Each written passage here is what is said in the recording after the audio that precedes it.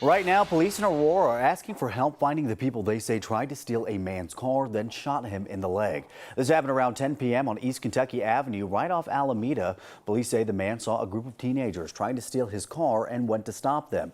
That's when someone shot him. He was taken to the hospital. Police are asking anyone with information or who might have surveillance cameras to call Crime Stoppers. Just into the newsroom in the last few minutes, 2 adults are dead and 3 children were hurt after a converted bus rolled off a road in Larimer County and down a cliff. The Poudre Fire Department tells us this happened in a remote area off Pingree Park Road in Poudre Canyon. The fire department says the youngest child, a 1-year-old, was flown out of the area with life-threatening injuries.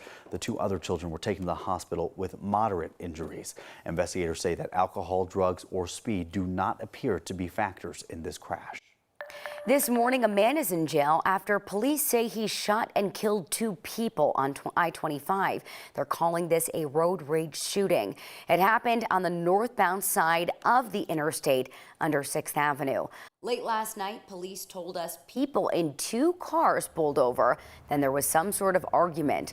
Police say the suspect, a 25-year-old named Stephen Long, shot the passenger from the other car. Then the driver from the other vehicle tried to grab onto Long's car to try and stop him, but Long then started driving away. Police say Long shot and killed the driver that was clinging to his vehicle. Long is facing 2 counts of first-degree murder. This is the second shooting on a highway in Denver since Sunday. Someone shot 3 people in a car on I-70 in the area of Havana early Sunday morning. All 3 are expected to survive. We have been asking police for days now to tell us what led up to the shooting, but they have not responded to our questions. This morning, some new questions about transparency in the Aurora Police Department after police shot and killed a 14-year-old suspected of robbing a store. Police initially said that Jordell Richardson had a semi-automatic handgun, but that wasn't true. He had a pellet gun, and it took police 8 days to release that information. Chief Art Acevedo told the Aurora Sentinel he only found out that it was a pellet gun right before a press conference on June 8th, and only because he asked his department about it. So he was sharing the wrong information for days. Police won't say why it took them so long to give the public accurate information. Acevedo says it was a communication issue within the department. Jordell's family is now asking for an apology and demanding that Acevedo resign. On Friday, there will be a memorial and a procession for Jordell. His family will speak. Then there will be a march through Aurora with pallbearers carrying Jordell's casket. It starts at 5 o'clock at the Aurora Municipal Center. This morning, former President Donald Trump is in New Jersey after being indicted on federal charges in Florida.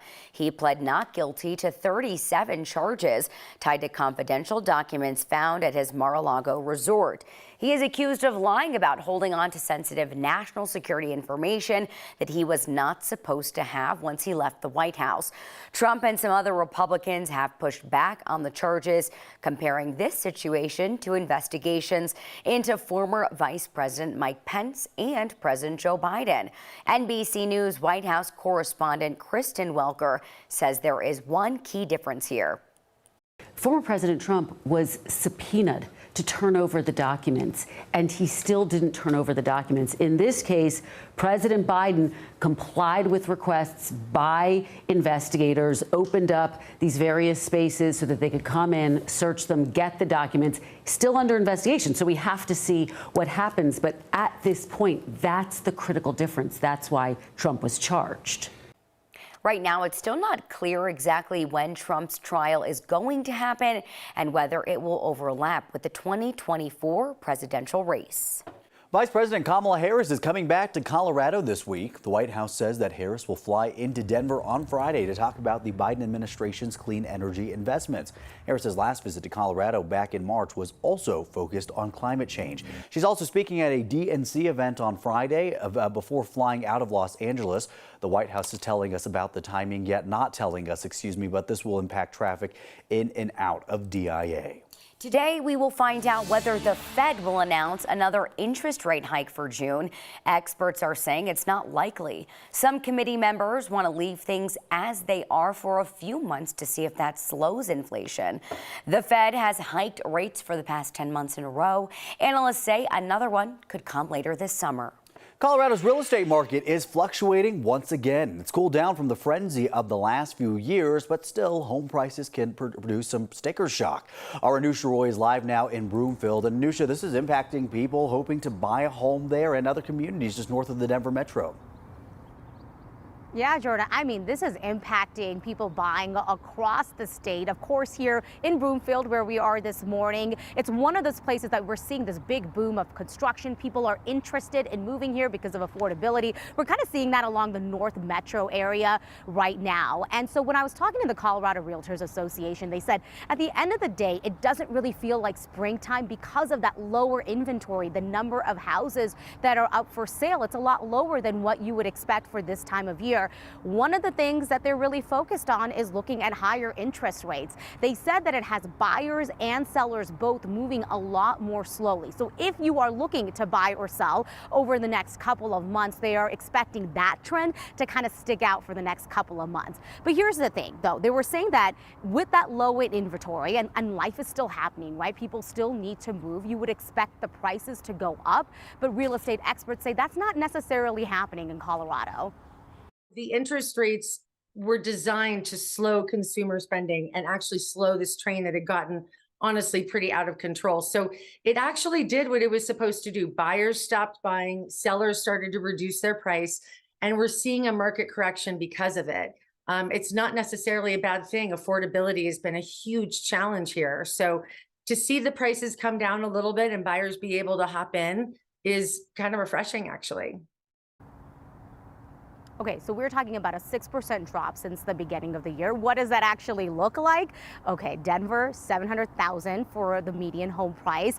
In Dougco, it's about the same, but of course you might get a different amount of house or the year that it was built. That all is going to vary depending on where you're buying. In northern Colorado, where we're seeing a really big boom right now, Broomfield is at about $695,000, and a very, very popular Erie, the average home price right now, $798,000. That's because there's some high-end construction that's pulling up the prices there. We're also seeing a lot of activity in places like Frederick and Firestone and Windsor, all places that people are interested in moving depending on the kind of construction and the pricing there. Remember, though, that 6% drop is after a 35% increase over the last 2 years. That's why there's still that sticker shock with the housing prices here in the Colorado area. So coming up on Channel 20 at 7 a.m., we're going to be going over why there's more room for negotiations for buyers and sellers right now and why you might need to be changing your strategy, Jordan. All right, sounds like at least there's some good news there for prospective buyers. But Anusha, it is, incredible just how many people are moving to those northern parts of Colorado. We were talking about that, you and I, here in the newsroom the other day. Yeah, I mean, real estate agents say you drive until you can afford it, right? And that's what we're seeing. And we kind of always knew that was going to happen, right? That you were going to start seeing a big population center start to move away from the center, move into the suburbs, and basically buy a home that's within a budget that's getting you what you want. That may not be Denver right now. All right, well, we'll have to see what happens there with development, and we'll stay on top of that. Anusha, thank you. Well, now that the Nuggets are NBA champs, they have a mural in Denver that's getting an update. The local artist Detour painted this mural of Nikola Jokic and Jamal Murray at Colfax between Race and High Streets just a couple of weeks ago. He's now planning to add, of course, a trophy to the wall to celebrate the team's first NBA Finals win. What do you think, Eric? I think the Larry O'Brien will look great right there, right? I think it's going to look beautiful, Yeah, just the touch we've been missing. And check out how Serbia is celebrating by putting Nikola Jokic on the tallest building in the country. Wow. Jokic is from Sombor, Serbia, about 2.5 hours away from where this building is in Belgrade. How awesome is that? That's so cool. All right, well, speaking of Serbia, they had to wake up at 2 a.m. there to watch the Nuggets win the championship. This is video from a watch party there in Sombor. Of course, that's Jokic's hometown. So the fans, of course, you could say, are pretty tired, but obviously really excited. I think they were feeling what we did, a lot of us here, that we woke up early yesterday after a late night, and, we were running on pure adrenaline. I was going to say, they're on our schedule. We feel you, people of Serbia. We are your friends, your allies. Yes. This time tomorrow, of course, we'll be getting ready to celebrate once again the championship parade coming to Denver. I feel like the party's just getting started, right? Things are going to get kicked off with a pre-rally at Civic Center Park at 9 9 in the morning, 10 o'clock, that parade starts at Union Station. It will travel down 17th to Broadway, then to Civic Center Park for the rally with the players. Things will be packed. You can expect it, especially if you remember the Avs last year. It was a lot of fun. The city says don't bring any chairs and crowd the route, but make sure to bring your own water. This morning, we're asking you, how do you plan on watching the parade in person or on television right here on 9 News with us? Our poll is live. Let's see. People still saying majority television. 76% on TV, 24% in person. We're not even giving you an option to not watch Nope. it. You gotta watch it. You gotta watch it somehow, right? Absolutely. And keep weighing in. Maybe some of you still waking up and want to vote. You can go to 9news.com/vote now. If you're not going in person, it's your lucky day because our live coverage starts tomorrow at 4:30, and we're going to stay right here on Channel 9 throughout the morning and the day until it's totally done. So if you're going to be looking for the Today Show, that will be airing on Channel 20.